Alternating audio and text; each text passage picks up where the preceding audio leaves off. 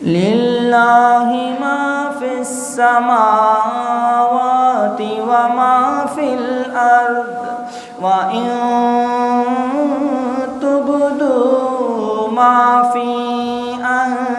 أنفسكم أو تخفوه يحاسبكم